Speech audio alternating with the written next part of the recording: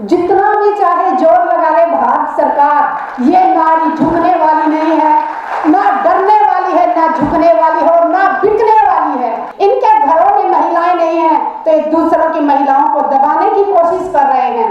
आज यहाँ पे आया हुआ हर वो नागरिक क्रांतिकारी है, एक योद्धा है जो इस तानाशाही सरकार से डरने वाला नहीं है। ये वो पार्टी है जो बलात्कारियों को जेल से छुड़ाती है, बिल्किस बानो के आरोपियों को छुड़ाया, उनको लड्डू खिलाए, उनके माला डाली गई। ये अपना घर तो बसा ना सके लेकिन दूसरों का घर इन्होंने उजाड़ने में एक मिनट नहीं लगाते। यूपी के अंदर जब हाथरस के अंदर रात को एक बेटी को मिट्टी का तेल डाल के जलाया जाता है, मैं पूछना चाहती हूँ, हिंदू धर्म में तो सूर्यास्त के बाद कोई दाह संस्कार नहीं होता, और ये रात को बेटियों को जलाते हैं। ये नंगी कर करके बेटियों को घुमा रहे हैं, उसके बाद देश का मुखिया चुप है, तो हम क्या समझें? ये महिलाओं का साथ नहीं है सरकार, ये अपराधियों के साथ खड़ी है।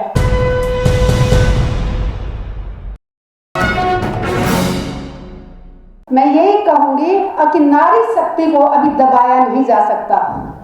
जितना भी चाहे जोर लगा ले भारत सरकार, ये नारी झुकने वाली नहीं है, ना डरने वाली है, ना झुकने वाली है और ना बिकने वाली है। जिन्होंने सोचा था कि महिलाएं सिर्फ चार दीवारी के अंदर रहें, इनके घरों में महिलाएं नहीं है तो एक दूसरों की महिलाओं को दबाने की कोशिश कर रहे हैं। किसान आंदोलन में भी मोदी सरकार ने कहा था महिलाओं और बच्चों को घर चले जाना चाहिए, तब भी महिलाओं ने कहा था कि मातृ शक्ति कमजोर नहीं है। अरे जिस माँ के पेट से पैदा होने वाले वीर बन जाते हैं, बहादुर होते हैं, तो उसको जन्म देने वाली को ये समाज कमजोर कैसे समझता है? नारी कोमल जरूर है, कमजोर नहीं है। मोदी सरकार कहती है कि हम महिलाओं को देवी का रूप मानते हैं। प्रधानमंत्री जी, हम महिलाएं हैं, हमें महिलाएं रहने दीजिए। हमें देवी नहीं बनना है, हमें पत्थर की मूर्ति नहीं बनना है, हमें महिला रहने दीजिए और अपने बराबर का अधिकार लेने दीजिए।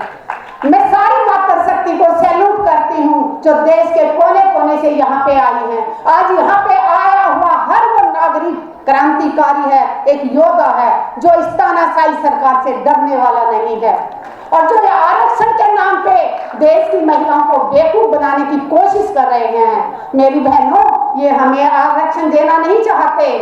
2014 से ये सत्ता में बैठे हुए हैं, जहां जहां इलेक्शन लड़ी है बीजेपी पार्टी, कितनी मातृ शक्ति को इन्होंने टिकट दी है? पूछना अपने अपने राज्यों में, अपने अपने हल्के में कितनी मातृ शक्ति को इन्होंने टिकट दी। किसने रोका था इनको? 50% टिकट देते महिलाओं को। अभी लोकसभा चुनाव आने वाले हैं, मैं चाहती हूँ कि प्रधानमंत्री जी बीजेपी सरकार से 50% महिलाओं को इलेक्शन में उतारें, तब जाने कि वो महिलाओं का सम्मान करते हैं।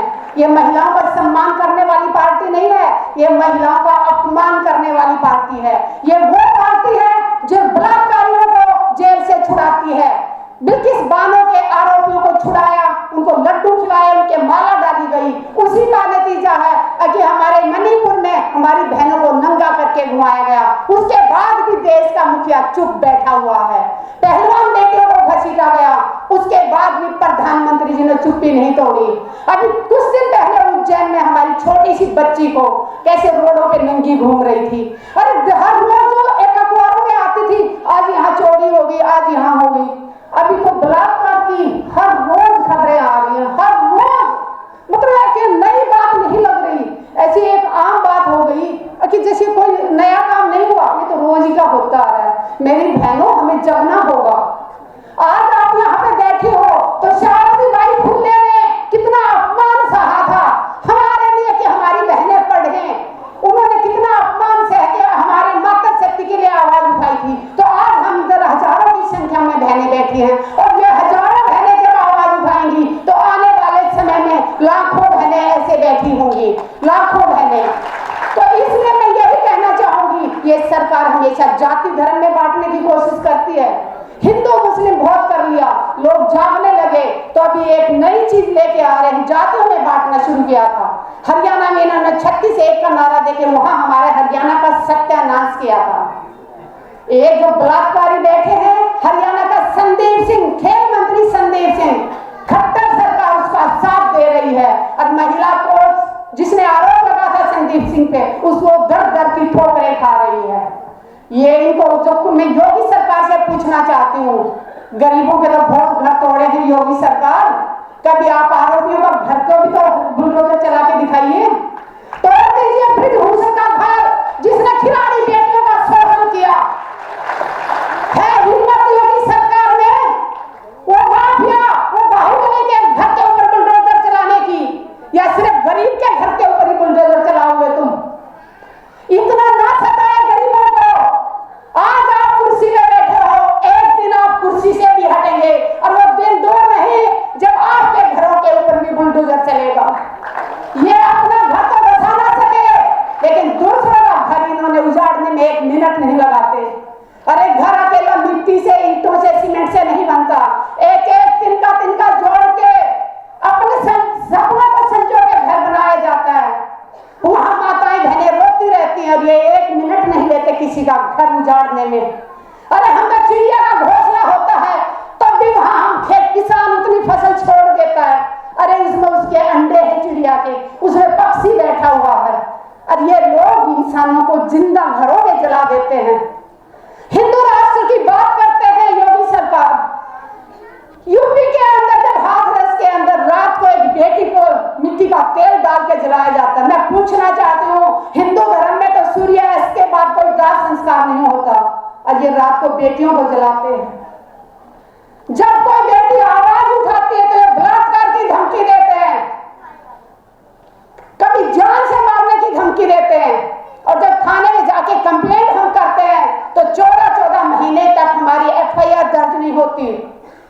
दिल्ली की राजधानी की बात कर रही हूँ, 2017 में जो केस दर्ज किया था हमने, एफआईआर दर्ज हुई थी, 14 महीने बाद एफआईआर दर्ज हुई और 30,000 रिपोर्ट में आज भी केस चल रहा है।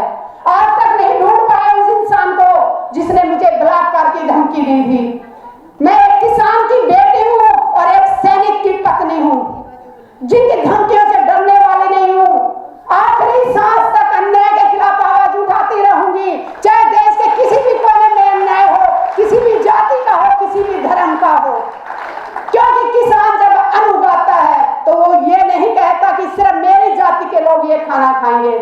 किसान का उगाया हुआ अन्न हर इंसान खाता है, चाहे वो किसी भी जाति से आता हो, किसी भी धर्म से आता हो।